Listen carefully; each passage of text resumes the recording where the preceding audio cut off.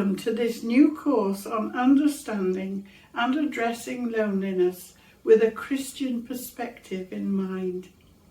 After the painful recent pandemic, feelings of social isolation have grown, and many find lack of time, lack of health, physical separation, all barriers to building close relationships which fulfill our human needs for community sharing with love and encouragement for one another.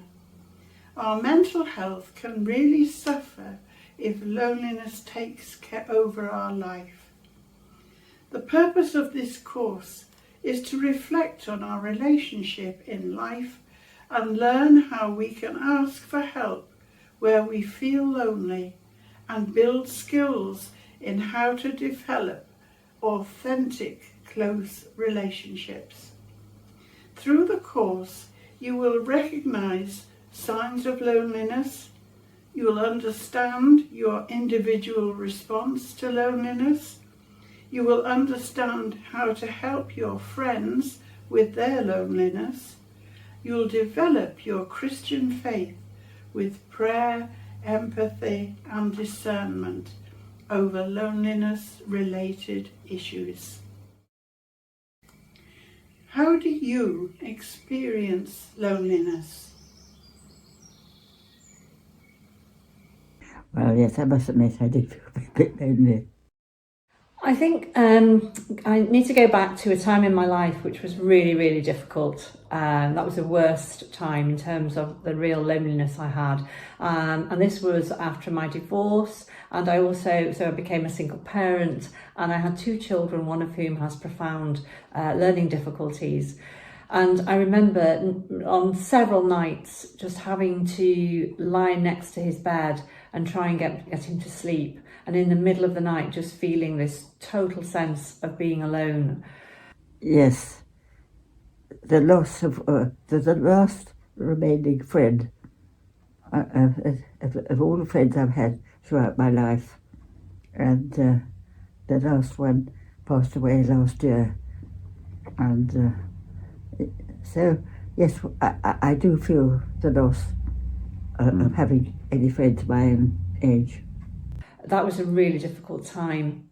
I also remember going to church with him and having a sort of mask on, a smiley mask, where I was okay, but inside I wasn't okay. And again, I felt that loneliness, and I felt there was a difference between what I was looking like and what I was feeling like, because inside I was really falling apart.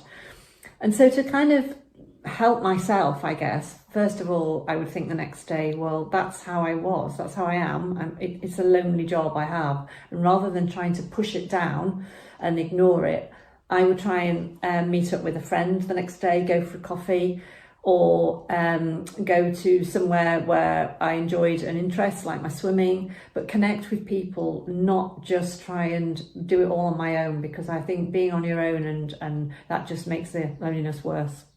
5 years ago, I lost my husband of 58 years, and anyone who has lost anyone close to them who they've lived with for that long time will know what that is like. It takes a long time to adjust. Please discuss this.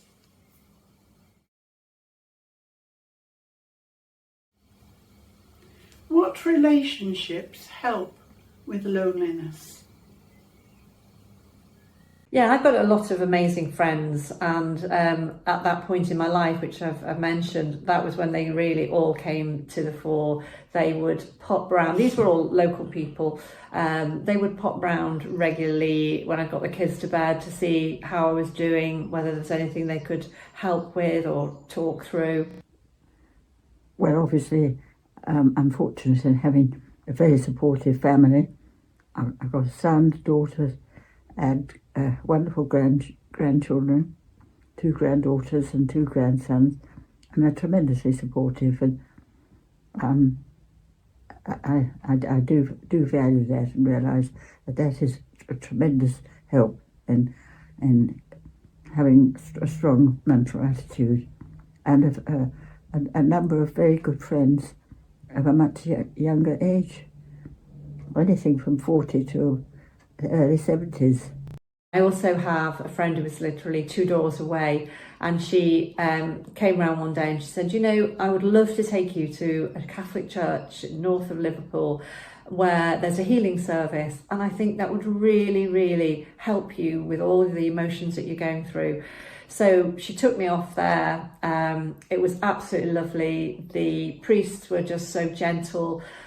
We prayed together and I kind of unburdened myself. And on the way home, she was lovely. She, you know, listened to my issues, and the lovely thing was she didn't judge. She was just there for me, and the whole evening was lovely.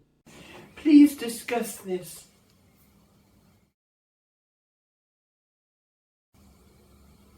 What advice might you give lonely people?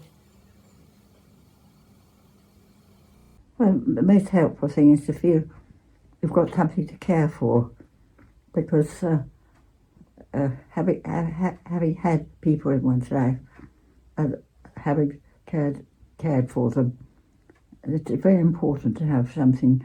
If you can have a pet of some sort, or a cat, or whatever, that's tremendous help.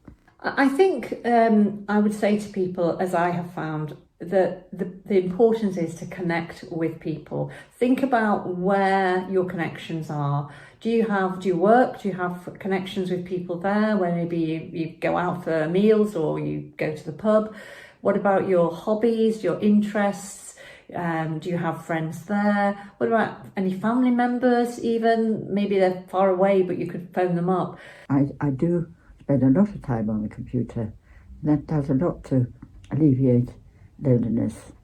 I communicate with friends by email, and I do my own shopping, and anything you can do to remain independent and strong is a help mentally. Don't do this alone. Make sure that you connect some way with somebody you know well and somebody that you can trust. I personally have a lot of lovely indoor plants to care for, and they're like my children now. I look after them and water them, and we communicate together, and that's great. Make sure that you connect with people who boost you up, not falsely, but boost you up rather than pull you down. Don't get involved with people who are negative, people who tell you you shouldn't be thinking that way or whatever, but just connect with people who can bring out the best of you and help you. Please discuss this.